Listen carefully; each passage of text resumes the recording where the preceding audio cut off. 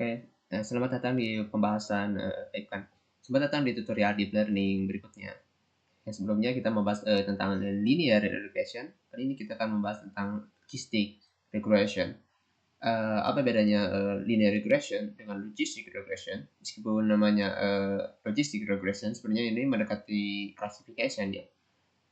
Bedanya kalau kita membahas namanya regression dan classification, itu lebih dekat. Kalau classification itu melakukan klasifikasi atau mencoba memahami suatu fitur ke kategori tertentu, misalnya untuk ciri-ciri apanya, spam atau no spam, atau mungkin buah, hewan atau semacamnya. Kalau mungkin bukan mungkin sih, kalau regression itu lebih coba mendekati target, misalnya untuk suatu fitur coba mendekati nilai 100 dan ternyata kita ingin suatu fungsi matematika atau model yang kita membahasnya modelnya dalam konteks deep learning itu, model coba mengeluarkan output yang mendekati angka target, misalnya jadi 10, 9,9 atau 10,1 atau 9,999 ya dan sebagainya.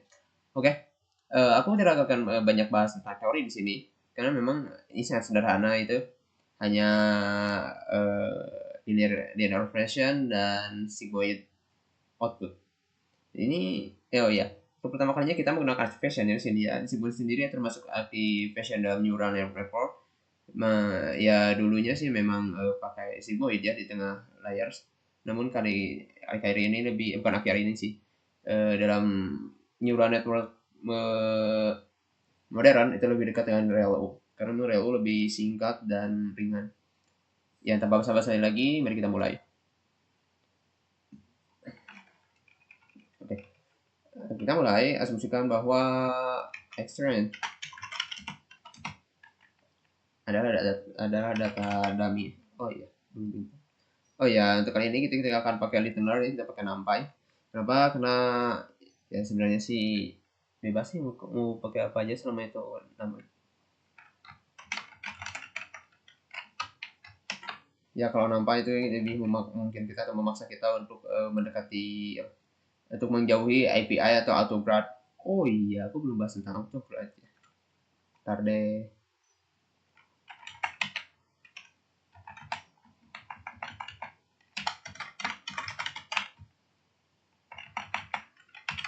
Kita ingin sekitar 200, tidak 500 sampel saja dengan n classes 2 ya, 0 dan 1, n features 25 dan memiliki nilai informatif 10 fitur informatif, mungkin maksudnya begitu. Extra yang kita lihat, aku sih nggak ngerti sih soal data dummy begini bagaimana buatnya, karena memang untuk praktiknya kita akan memakai data aktual. Tapi ini karena kita belajar, jadi lebih baik pakai data dummy aja biar cepat. Soalnya kalau pakai data aktual kita harus melakukan free processing. Ya bagusnya kalian mengerti free processing itu bagaimana. Nanti deh saat NLP kita akan banyak melakukan free processing. MLP juga boleh sih, tapi itu sekarang ada data yang memang cocok untuk neural network dan juga tidak, makanya lebih baik pakai data dummy aja kalau belajar. Logistic regression memiliki sebuah function sigmoid, yaitu x sama dengan 1 plus np hp plus x. Ini akan membawa ruang Rogers ya ke ruang probabilitas atau mungkin kemungkinan dari 0 hingga 1. Mengapa sebut regression juga? Karena memang output sigmoid sendiri itu alih-alih melakukan observation 0 dan 1 dan perhitungan argmax dalam hasil softmax, ini lebih mendekati target, karena memang untuk bawah 0.5 itu mendekati 0 dan 0.1. Misal satu adalah satu, jadi ini mendekati kategori tertentu, misalnya untuk semakin mendekati spam, apa dia semakin jelas semakin spam, atau dia semakin tidak jelas semakin tidak spam. Kayak lebih sebenarnya kalau memang ada suatu output, misalkan ternyata misalkan aja ya, dia ada hasil sigmoid np run,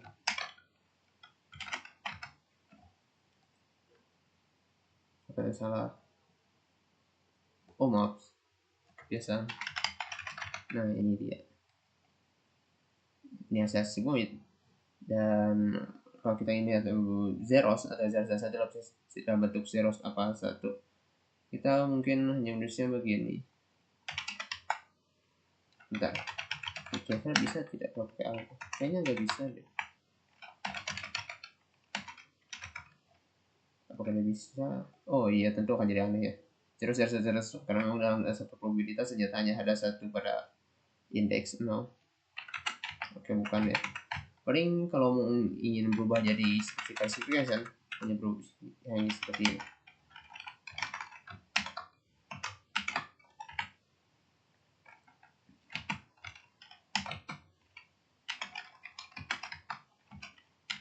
Maksudnya adalah ada di mana sigmoid lebih dari 0.5 kembalikan nilai 1 atau 0. Jika tidak 0, dan hasilnya ya seperti ini.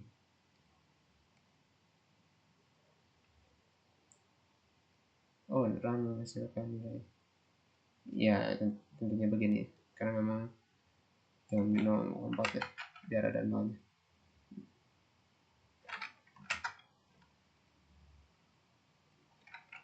Nah, ini dia. Nah, baru kelihatan itu. Untuk nilai hasil sigmoid lebih dari 0.6, ya yang sangat yakin. Berikan nilai 1, ya tetap 1 dan 0. Ya, sebenarnya aku perlu banyak bicara sih kalau tentang kita menghitung rumus derivatif sigmoid. Oh iya, dari mana aku dapat ini? Ini aku dapat dari searching di Google. Oke, kita asumsikan bahwa derivatif sigmoid ya benar yang tiga ya. Ini adalah output sigmoid. Dan mungkin X adalah nilai logis ya, bukan hasil sigmoid itu. Karena kenapa? Ini adalah turunan terhadap sigmoid itu sendiri, bukan terhadap namanya probabilitas. Karena kalau probabilitas itu dapat dibuat sederhana jadi X kali ya, berarti apa? E adalah hasil probabilitas dari perhitungan sigmoid. BCE itu adalah binary cross entropy. Kalian tahu binary cross entropy loss? Cari tahu sendiri. Ya ini benar ya, kita hanya perlu menghitung np.min. Tapi kita akan mencoba mendekati pendekatan mirip dengan rumus. Rumusnya adalah minus 1 per ini. Jalan. Jangan tunggu dulu deh. N adalah seluruh data dalam current atau data aktual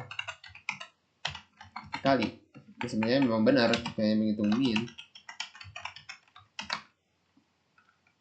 kali. Salah ya.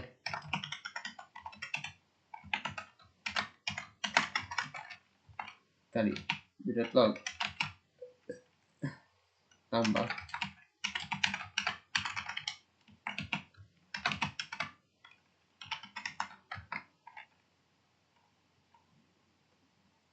tidak, itu tidak benar. Ya itu benar sih, ini benar yang maksudnya itu sebenarnya benar. Cuman kita perhitungannya pada batch data, bukan pada satu data. Hanya hasilnya seperti ini. Maka hasilnya adalah untuk derivatif n. Apa ini sebenarnya hasil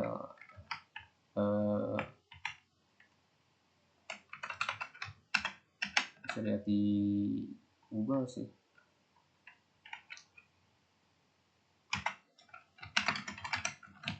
Derivatifnya.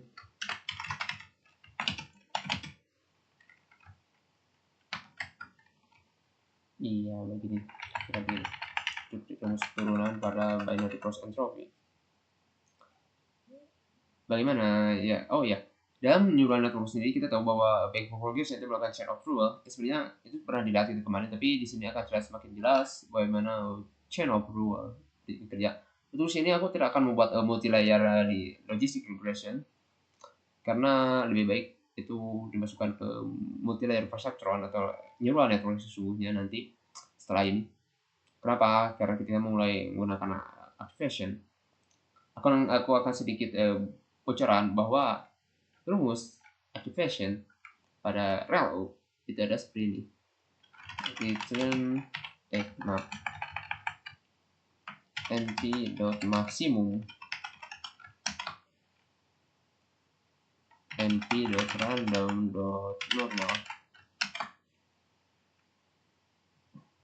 log zeros std scale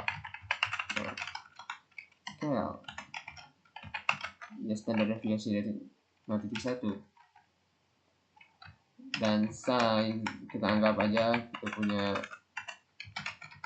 32 neuron 64 neuron terhadap 32 features dan kira-kira begini maksimum teknik profesional album berbuat one way viewer. Oh iya, ini dia. Kira-kira begini, apa maksudnya? Nanti dikasih tahu. Ya aku bocorkannya tuh jeroskan pada nilai yang nilai negatif tinggal sebagai sinyal sinyal noise dan lewat nilai yang positif. Sederhana sekali. Oke, kita bahas basa-basi lagi. Mari kita mulai. Oke, kita asumsikan bahwa kita punya bobot sesuai yang tadi dan punya bias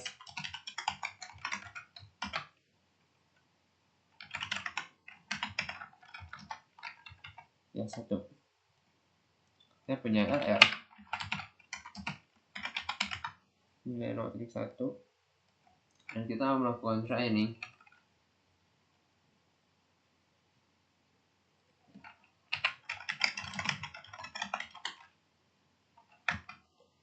dan kita melakukan training secara manual.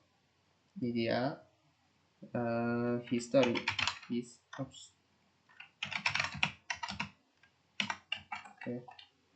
aku buat seperti aja deh.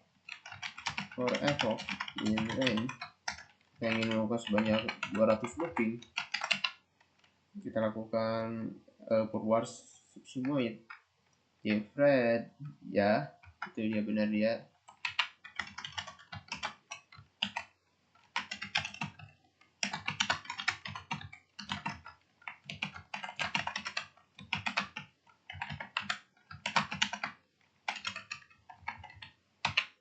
Oke, di sini kita melakukan apa? Kita menghitung turunan terhadap loss. Begini, di loss, derivatif loss. Di sini terjadi back propagation. Dan di sini kalian akan melihat chain of rule bagaimana bekerja. Ya lebih jelas maksudnya.